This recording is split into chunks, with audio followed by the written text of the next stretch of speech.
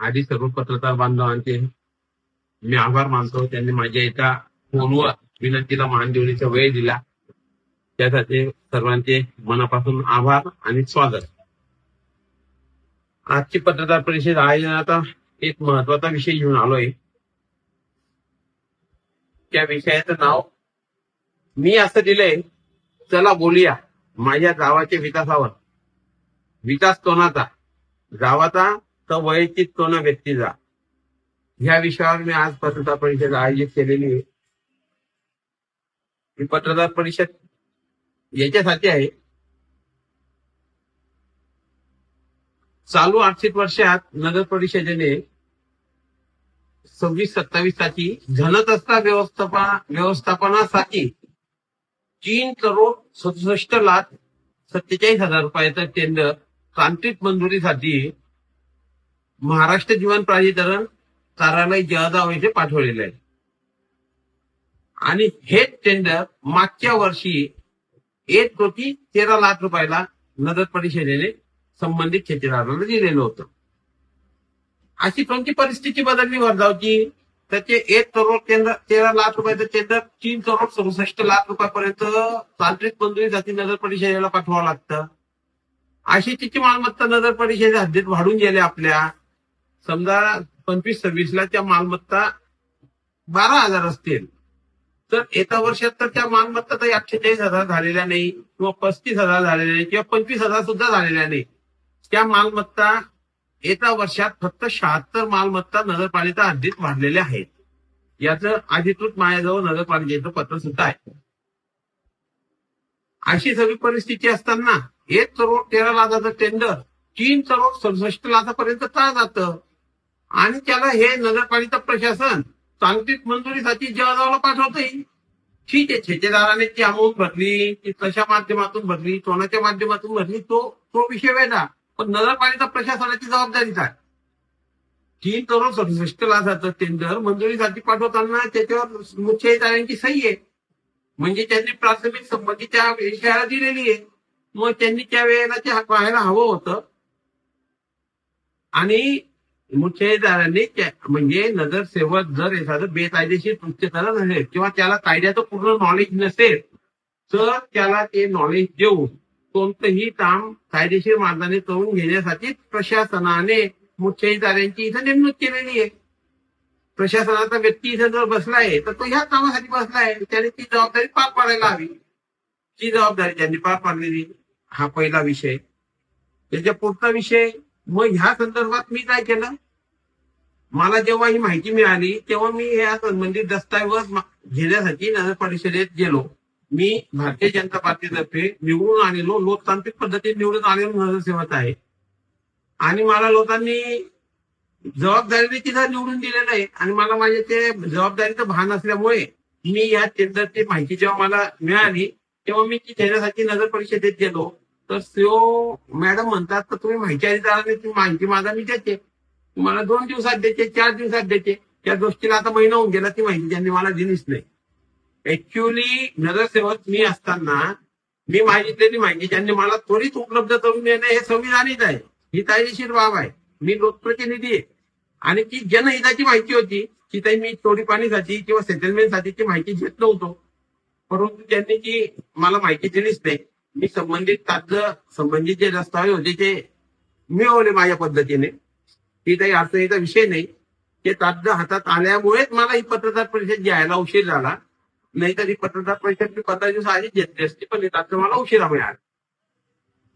मग ह्या दस्तावेज मिळाल्यानंतर मी मान्य जिल्हाधिकारी जळगाव आणि सहाय्यक आयुक्त नगरपालिका विभाग जळगाव यांच्याकडे लेखी तक्रारी अर्ज केले. तर ह्या निविदेला तुम्ही प्रशासकीय मान्यता देऊ नये, कारण तांत्रिक मान्यता मिळाल्यानंतर, टेक्निकल मंजुरी मिळाल्यानंतर ते प्रशासकीय मान्यतेसाठी जिल्हाधिकारी साहेबांच्या पुढे जातं. कोणतेही निविदा त्याला मान्यता देऊ नये म्हणून मी विरोध केला. लेखी पत्र तसं मी जिल्हाधिकाऱ्यांना दिलेलं आहे. जिल्हाधिकाऱ्यांना तसं लेखी पत्र मी दिलेलं आहे. आता त्याच्यावर पुढे काय कारवाई करतात जिल्हाधिकारी साहेब, तो महत्वाचा विषय, तो पाहू आपण. जर त्याच्यात न्याय नाही मिळाला बचावच्या जनतेला, तर मी उच्च न्यायालयात सुद्धा मी एक रिट याचिका दाखल करायच्या तयारीत आहे. फक्त ती भरधाव जनतेच्या हितासाठी. आता आपल्याच नगरपालिकेचा दुसरा विषय,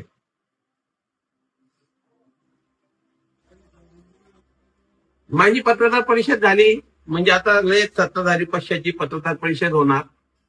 आज ही प्रसिद्ध होईल, उद्या लय आमचे लहान बंधू सन्माननीय सत्ताधारी पक्षाचे नेते लसीचंद भाऊ लगेच पत्रकार परिषद घेतील, काहीतरी बोलतील, वैयक्तिकरित्या बोलतील. माझी विनंती असेल, जसं मी हे डॉक्युमेंटवर पुराव्यासह बोलतोय तसं त्यांनी सुद्धा ते पुराव्यासह बोलावं. तर ही निविदा आम्ही पाठवलीच नाही, 367 ची निविदा आम्ही पाठवलेलीच नव्हती, हे दस्तावेज बनावत आहे. काहीतरी जे असेल ते कागदपत्राच्या आधारे त्यांनी बोलावं. वैयक्तिकही बोलू नये, ते योग्यही राहणार लोकांची दिशा. कारण असंच मागच्या वेळेलाही झालं. अभय योजनेच्या संदर्भात जेव्हा मी पत्रकार परिषद घेतली तेव्हा त्यांनी माझ्यावर वैयक्तिक टीका टिप्पणी केली. त्यांना सर्व समजतं, ते दुसऱ्यांना मूर्ख समजतात. आम्ही अभय योजनेचा ठराव पुढच्या महिन्यात करून घेणार आहे. अहो, अभय योजनेचा ठराव करायचे अधिकार आपल्याला नाही आहेत दादा. ते अधिकार महाराष्ट्र शासनाला, नगरविकास मंत्र्यांना आहे. तिथून GR येतो आणि नंतर अभय योजना लागू होते. आपण तो ठराव आतापर्यंत केला नाही. त्या पत्रकार परिषदेला जवळजवळ 4-6 महिने होऊन गेले. आता 21 ऑगस्टला लोकांचं भरणं आहे, थकबाकी भरायची वेळ येऊन गेली लोकांनी व्याज सुद्धा भरून दिले साहेब. हा एक महत्वाचा मुद्दा होता. ज्या दिवसापासून नगरपालिकेची पहिली सभा झाली, म्हणजे आमची नगरपालिका आम्ही निवडून आल्यानंतर 17 फेब्रुवारी 2026 ला आमची सर्वसाधारण सभा झाली. प्रत्येक सभेच्या 8-10 दिवसाआधी नगरसेवकांकडून काही विषय मागवले जातात. व तुमचे काही विषय असतील तर तुम्ही ते लेखी स्वरूपात, तोंडी स्वरूपात नगरपालिका प्रशासनाला द्या. त्यानंतर विषय पद्धतीवर तुमचे विषय घेतले जातील. मी 17/2 च्या सभेच्या 8-10 दिवसा आधीपासून, म्हणजे जेव्हा विषय मांडवण्यात आले तेव्हापासून आतापर्यंतची जी सभा झाली आहे, आमची आत्ता मागची सभा झाली 9 जुलै 2026 ला. त्या सभेच्या दिवसापर्यंत माझ्या वतीने माझ्या लेटर पॅडवर लेखी स्वरूपात 1 नंबरचा विषय दिलेला आहे. नगरपालिकेचा आपला कारभार स्वच्छ प्रतिमेचा आहे हे लोकांना दाखवण्यासाठी आपली सभा लाईव्ह करा. विधानसभा लाईव्ह होते, संसद भवन लाईव्ह होतं, मग आपली सभा का लाईव्ह होऊ नाही शकत? त्यासाठी शासनाचा ज्या सुद्धा आलेला आहे परिपत्र ते शासनाचं, आणि त्या परिपत्रकानुसारच तुम्ही ती सभा लाईव्ह करा असं माझं म्हणणं आहे. की तो 20/5/2022 चा परिपत्र शासनाचं आलेलं आहे. सभा लाईव्ह करावी नगरपालिकेच्या वेबसाईटला. परंतु आजपर्यंत मी सुचवलेला तो विषय सत्ताधाऱ्यांनी अजेंड्यावर घेतला नाही, किंवा प्रशासकीय अधिकाऱ्याने शासन परिपत्रक आहे म्हणून त्याच्या अंमलबजावणीसाठी कोणताही प्रयत्न केला नाही. मग नगरपालिकेच्या प्रशासनाचं कारभार जर पारदर्शक आणि स्वच्छ प्रतिमेत आहे तर तो लाईव्ह होऊ द्या ना, लोकांना पाहू द्या. नगरपालिकेची सभा तशी चालते, लोकांचं ज्ञान वाढेल, लोकांना माहिती मिळेल, लोकांना समजेल कोणता नगरसेवक तिथे बोलतो, गावाच्या हिताचं तिथे बोललं जातं, विषय कसे मंजूर केले जातात, कोणत्या विषयाला ब्रेक लावला जातो, हे लोकांना समजण्यासाठी आणि नगरपालिकेचा कारभार पारदर्शक आहे हे लोकांच्या लक्षात आणून देण्यासाठी आपण ही सभा लाईव्ह करा याच्यानंतरच्या, असं प्रशासनाला सत्ताधाऱ्यांना माझी विनंती आहे. तिसरा विषय, महाराष्ट्र शासनाचे 2 GR आहेत. एक 16/4/2013 आणि एक 3/3/2015. हे दोन्ही GR असं म्हणतात का वर्ग नगरपालिकेला रोजगार हमी योजना लागू करावी. कारण वर्ग नगरपालिकेला रोजगार हमी योजना जर लागू, आता आपली अडचण अशी होते, आपण नगरपालिका हद्दीत असल्यामुळे आपल्याला रोजगार हमी योजनेचा किंवा शासनाच्या शेतकऱ्यांच्या ज्या स्कीमा आहेत त्याचा कोणताही फायदा होत नाही. आणि शासन निर्णय असं म्हणतो का वर्ग नगरपालिकेला रोजगार हमीच्या सर्व योजनांचा लाभ द्यावा. त्या अनुषंगाने मी माझ्या लेटर पॅडवर हा विषय शासन निर्णयाचा उल्लेख करून विषय पत्रिकेवर माझ्या वतीने हा विषय घ्या म्हणून नगराध्यक्ष मॅडमांना म्हणजे आमच्या ताई साहेबांना आणि सीओना पत्र दिलं. त्या अनुषंगाने हा विषय अजेंड्यावर आला देतील. पण त्या मीटिंग मध्ये सर्वसाधारण सभेमध्ये सीओ मॅडमांनी असं सांगितलं सभागृहाला, तर रोजगार हमी योजना आणि मनरेगा, रोजगार हमी योजना आता मनरेगा झाली आहे आणि मनरेगा आता जी रामजी अशी एक योजना आलेली आहे. म्हणून आता तो जो 2015चा निर्णय, शासन निर्णय 13 आणि 15चा, त्याच्यासाठी असं काहीच नाहीये की योजना रद्द झाली रोजगार हमी योजना, असं काहीतरी त्यांनी त्या सभागृहाची दिशाभूल केली. त्यावेळेला मी त्यांना प्रश्न सांगितलं, मला तसा शासन निर्णय द्या. पण आता माझं बहुमत नाही, सत्ताधारी ऐकण्याच्या मनस्थितीत नाही. त्यांचं ब्लाइंडली म्हणजे गावाच्या हितपेक्षा प्रशासनावर जास्त विश्वास. त्यांनी तो विषय तसा काही घ्या मला त्या सभागृहात दिलाच नाही.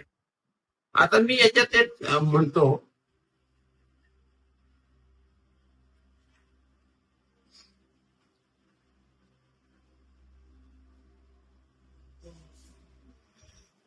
आता ही रोजगार हमी योजना महाराष्ट्र शासनाने आणली 1970 मध्ये.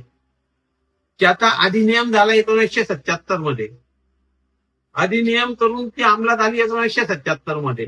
मनरेगा ही केंद्र सरकारची योजना आहे. ती आली 2005 मध्ये.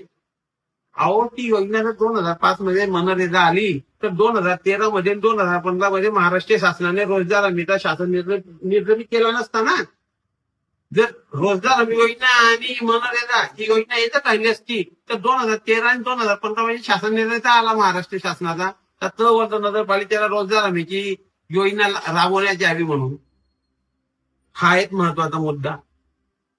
म्हणून माझी पुन्हा सर्व सत्ताधाऱ्यांना आणि नगरपालिका प्रशासनाला विनंती आहे, नगरपालिका प्रशासनाला विनंती की सत्ताधारीत निर्णय येते त्यांच्यासोबत मी असेलच त्या निर्णयात त्या भरधावतर जनतेच्या हितासाठी वर्धा नगरपालिकेत रोजगार हमी योजनेची योजना राबवण्याचा शासन निर्णयाची आपण अंमलबजावणी करा.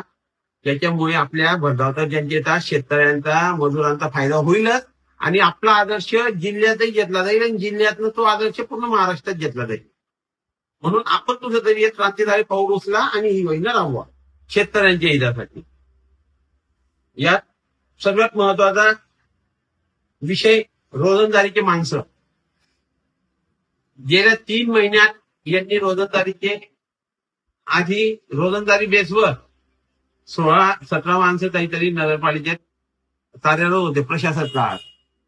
ही योजना हे माणसं गेले या मागच्या 3 महिन्यात 45 वर, 16-17ची संख्या 45 वर गेली आणि ते लावण्याचा कोणताही ज्यांनी फॉलो केला नाही.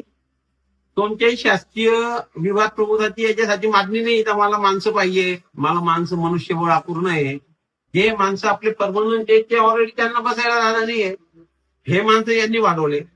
मग त्याच्यावर चर्चा झाली, वादविवाद होत आहे, हे होतंय ते होतंय म्हणून त्यांनी ते माणसं 45 पुन्हा 22 वर आणून बसवले.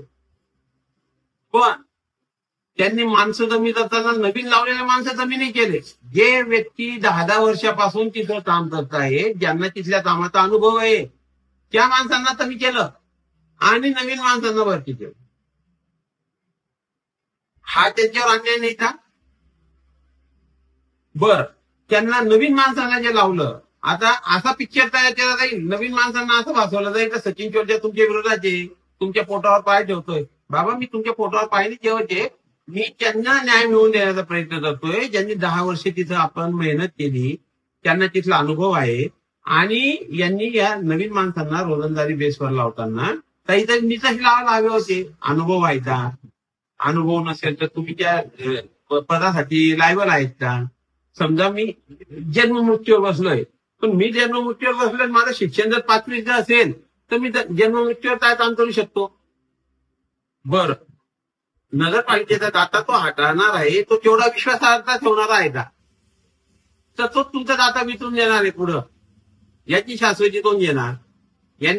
असं नव्हतं व्हायला तर या माणसांनी रोजंदारीचं काम परत शासनाचा म्हणजे नगरपालिकेचा घ्यावा आणि यांनी आमच्या सर्व नगरसेवकांसाठी काम करावं. कोण येतं, कोण काय बोलतं, कोणी काय अर्ज दिला, कोणी काय माहिती मागितली, हे कामासाठी हे बसवलेले असतील. असं व्हायला नको. तेही आपलेच गावातले आहेत, त्यांची मी विरोधात नाही, पुन्हा सांगतो मी त्यांच्या विरोधात नाही. यांनी असा पिक्चर तयार केला, सचिन चोरजा म्हणतो यांना काढून टाका, मी कधीच म्हटलो नाही यांना काढून टाका. ज्यांची जिथं गरज असेल त्यांना तिथं लावा, जे जिथं पात्र असतील त्यांना तिथं पोट भरू द्या. ज्या माणसांनी 10 महिने 10 वर्षापासून काम केलंय त्यांना का कमी केलं याचा निकाल द्या. बर 45 माणसांचा पदातिची जाणार होता तुमचा, तो नको फंडातनं जाणार होता, तो तुमचा माझाच जाणार होता. 1 करोड 13 लाखाचं टेंडर 3 करोड 67 लाखात तुम्ही जेव्हा घेता तेव्हा ते सर्वसामान्य माणसावरच तो बोजा येणार होता. तो बोजा काही शासनावर जाणार नव्हता. 90 लाख रुपये 80 ते 90 लाख रुपये एमएससीबीची थकबाकी नगरपालिकेकडे आहे. उद्या त्यांनी जर आपली लाईन टच केली तर आपलं काय होणार? पाणी पुरवठा बंद होणार, स्ट्रीट लाईट बंद होणार. मग आता याला सर्व जबाबदार कोण राहील? आपण अशा पद्धतीने जर करत राहिलो तर मग. म्हणून माझी सर्वांना विनंती आहे, गावाच्या हितासाठी सोबत राहा, गावाच्या हिताचे निर्णय घ्या. राजकारण निवडणुकीसाठीच असतं. निवडणुकीनंतर आपण सर्वजण नजर सेवत आहोत. नजर काढून द्या, सेवक म्हणून काम करा. बाकी मी बोलायला नव्हतो. विकास गावाचा करूया, सर्वजण सोबत राहून करूया, हीच विनंती. आणि मी ह्याच उद्देशाने तिथे आलेलो आहे. मी हे बोलल्यावर परत असं म्हणतील का आम्ही पैसे खाण्यासाठी आलोय का? तुम्ही पैसे खाण्यासाठी नाही आलेले. मला लोकांनी त्याच कामासाठी तिथे पाठवलंय. चौकीदार म्हणून मी आलोय, जनता माझी मी जनतेचा. हे ब्रीज वाक्य घेऊन आणि हे ब्रीज वाक्य डोक्यात ठेवूनच मी काम करतोय. यापुढे करत राहणार. जय श्रीराम. प्रश्न विचारतो. आपण म्हटलं की पालिका